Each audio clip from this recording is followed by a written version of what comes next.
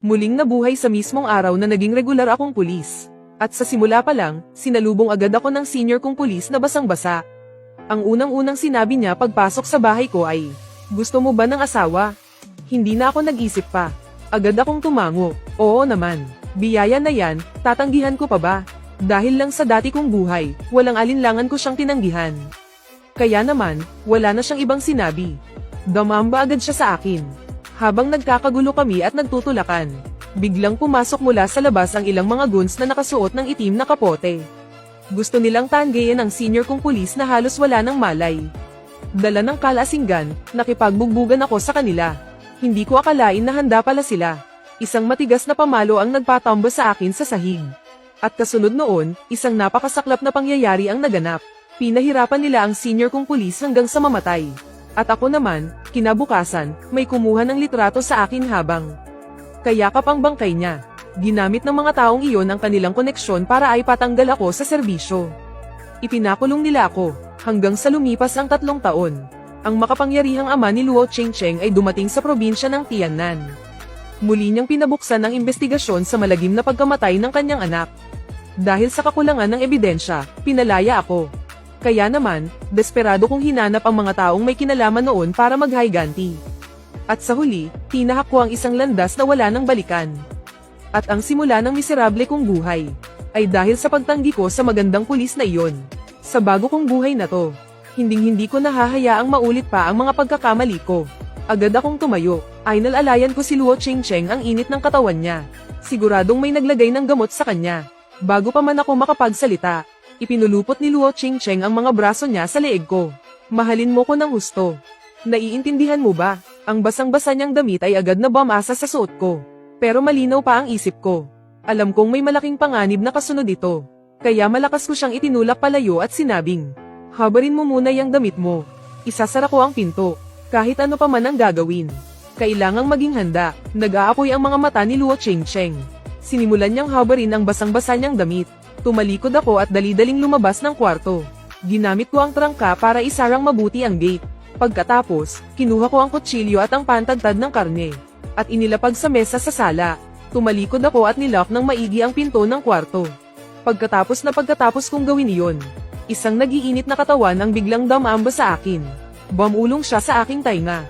"Nandito na ang asawa mo." Bigla niyang hinablat ang damit ko. Binuhat ko siya at dinala sa kwarto. Naglampungan kami ng 3 oras.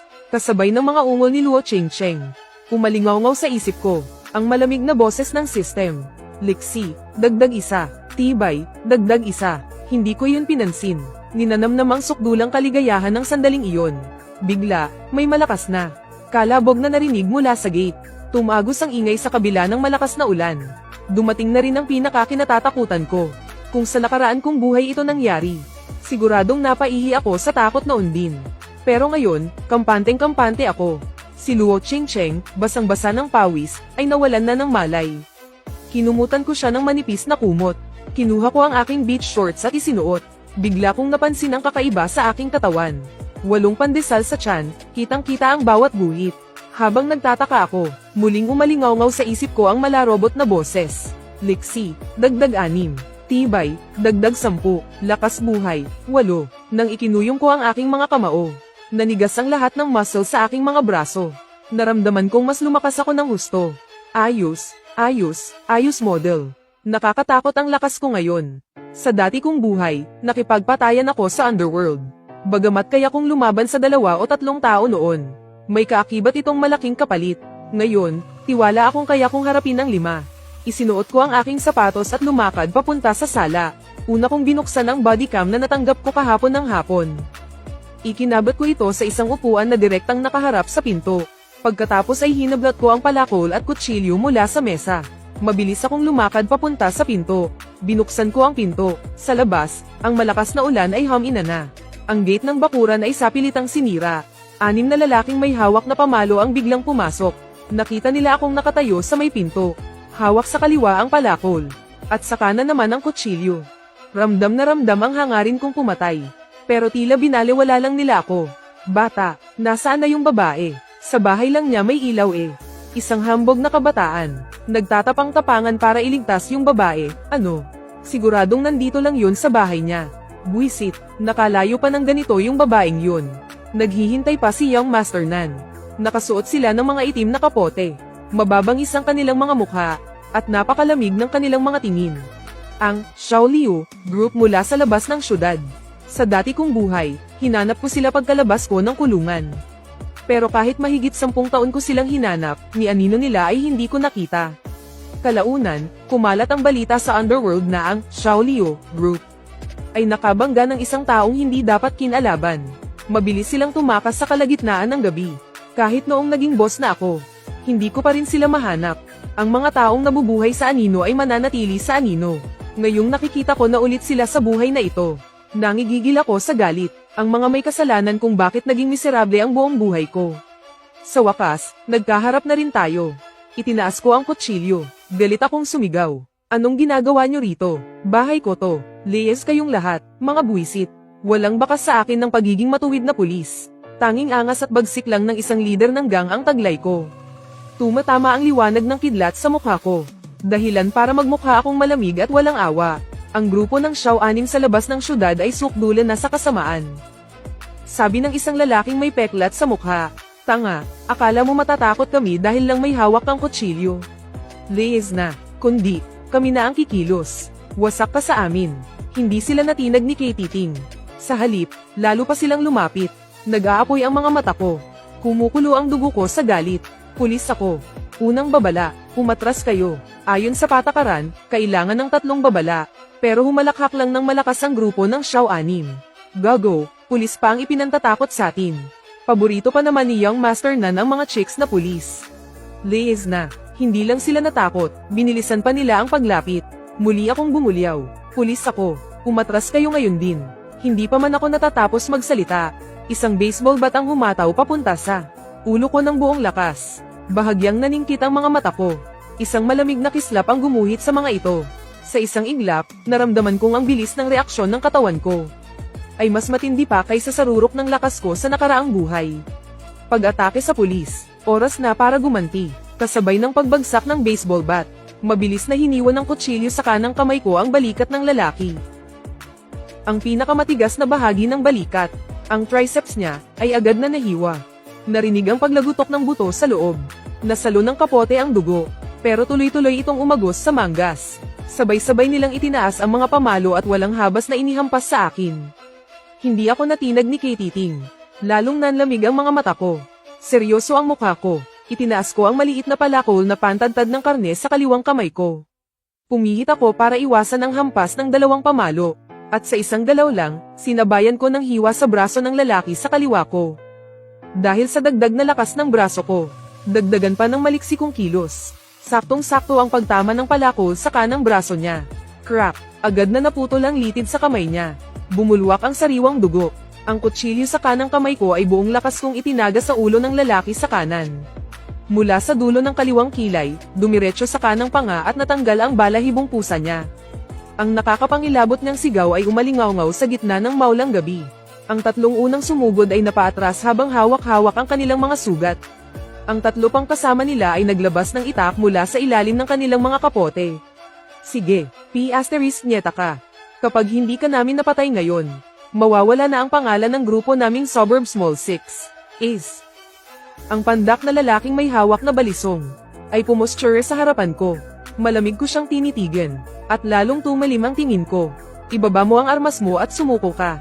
Dahil kung hindi, 7 taon ang bagsak mo sa panlalaban sa pulis.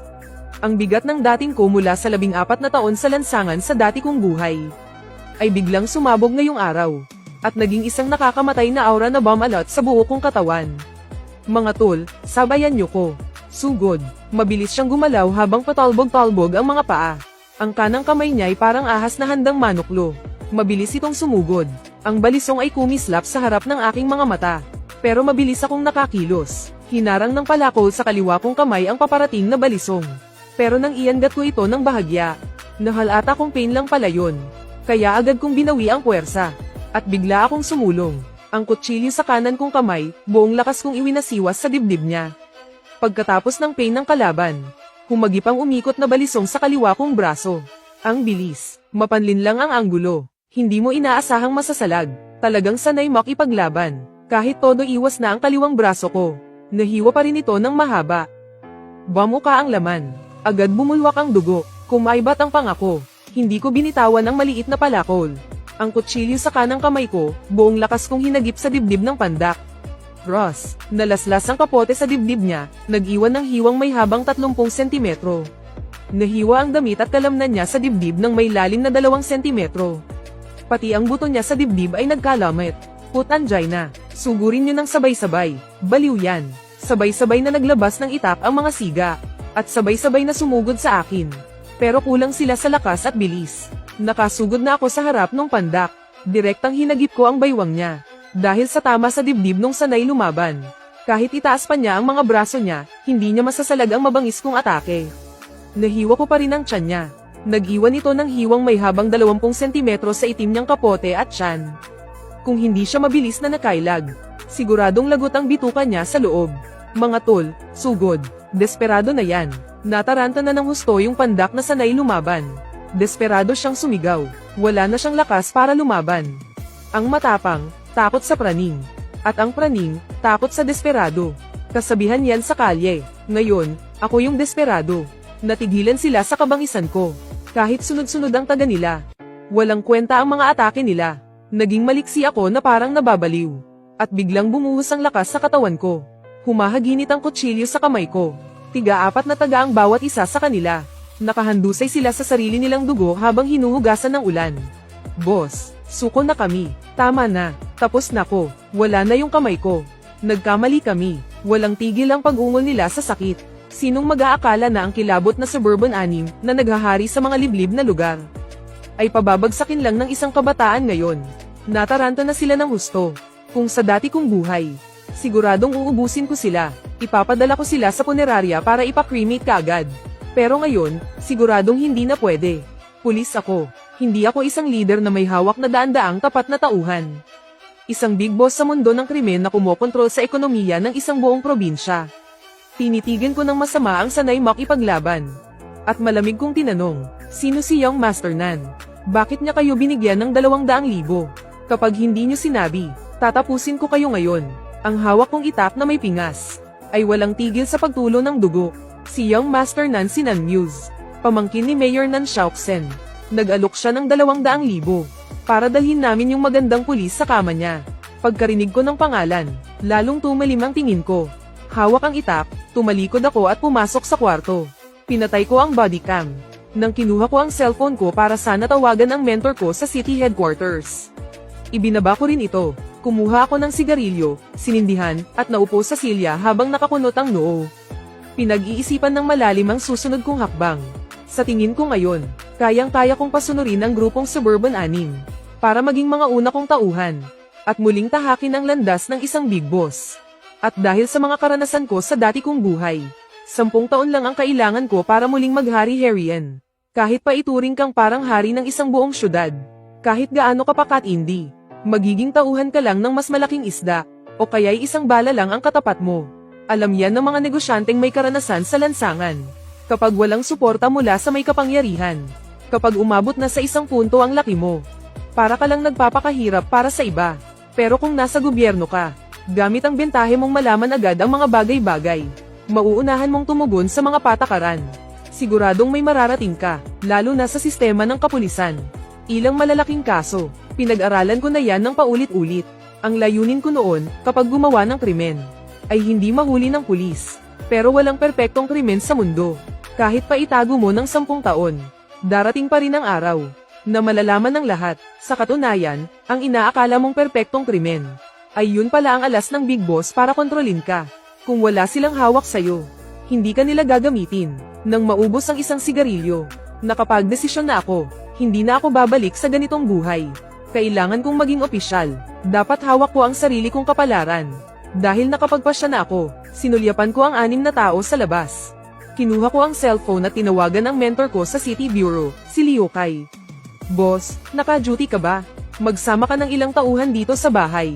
Yung 6 na gago mula sa Shaolio Group sa suburb, pinasok ako sa bahay ko. Napabagsak ko na sila, medyo malala lang ang sitwasyon. Narinig ko ang tanong mula sa kabilang linya.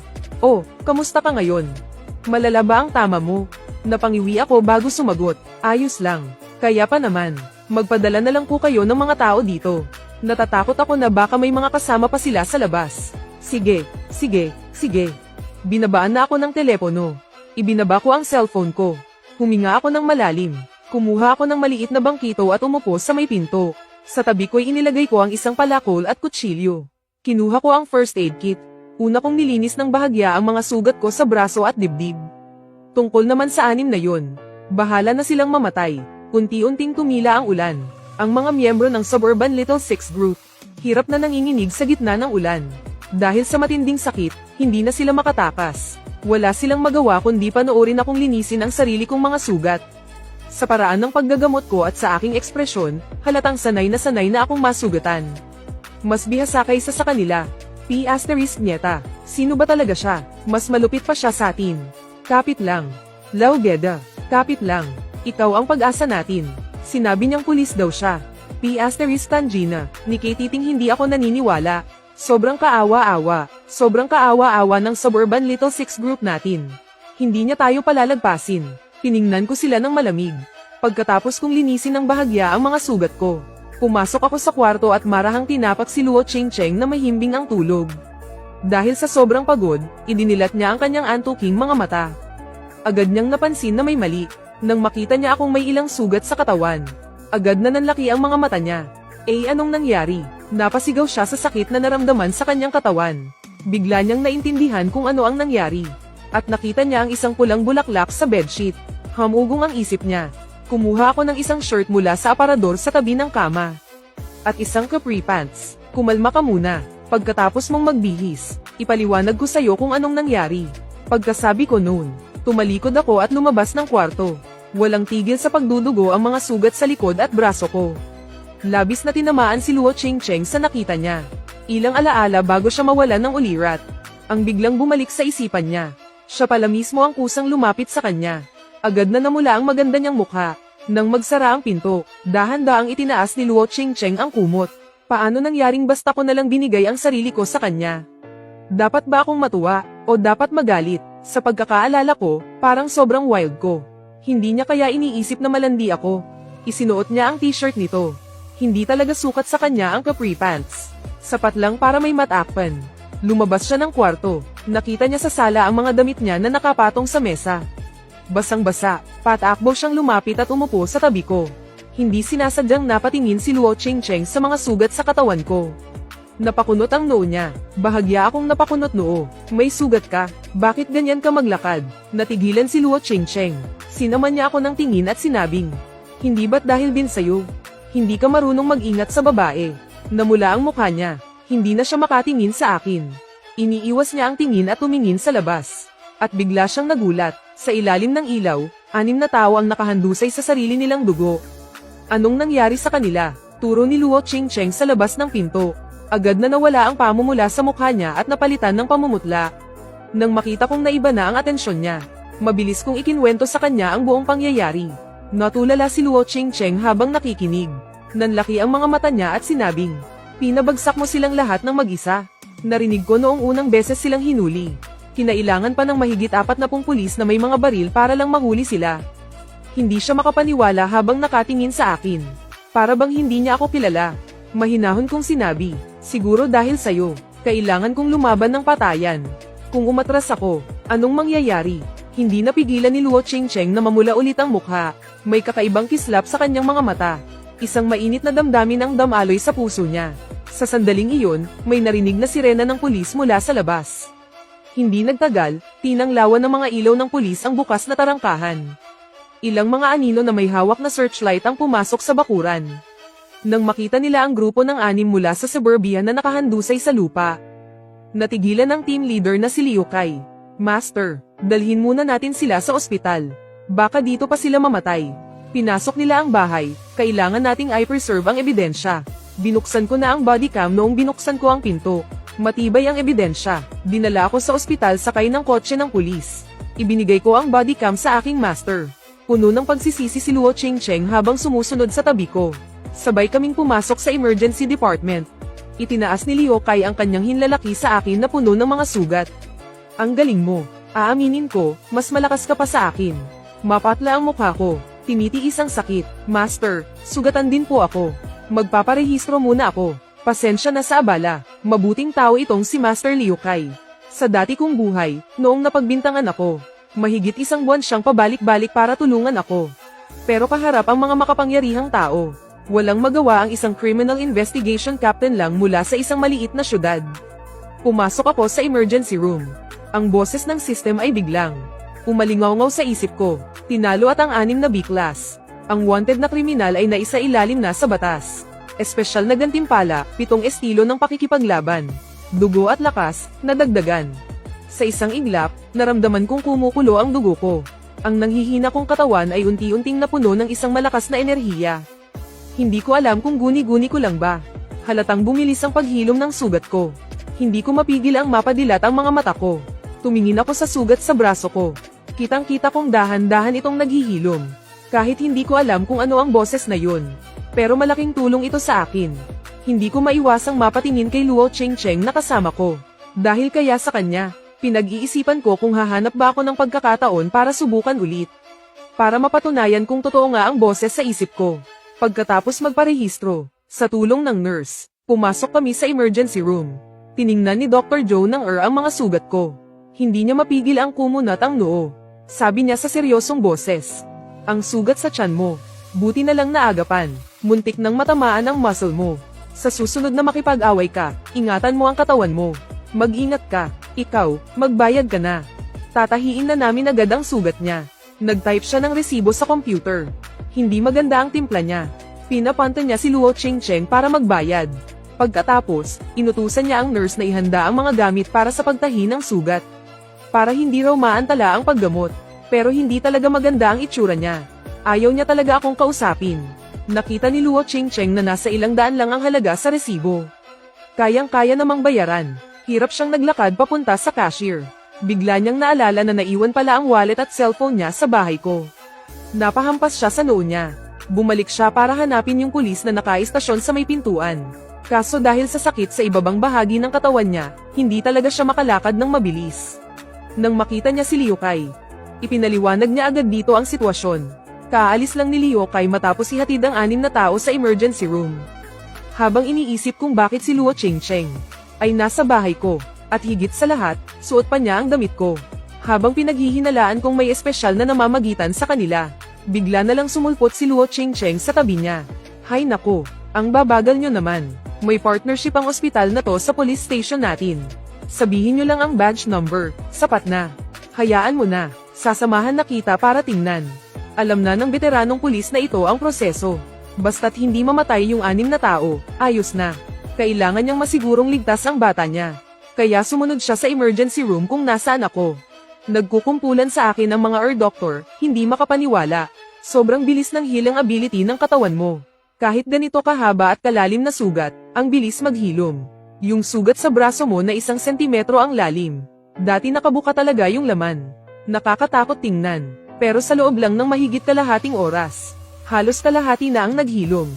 Hindi na kailangang tahiin, kailangan lang lagyan ng gel para tulungan ng paghilom. Pumasok sina Liu Kai at Luo Cheng-Cheng, na nagtatakang nakatingin sa loob. Nang makita ni Dr. Liu Jianjun ang dalawa sa may pinto, nakangiti siyang nagsalita, "Uy, andito pala si Captain Liu. Anong nangyari? Nakipag-away ba to at nahuli mo?" Sa isip niya, isa lang akong basagulerong nahuli sa away.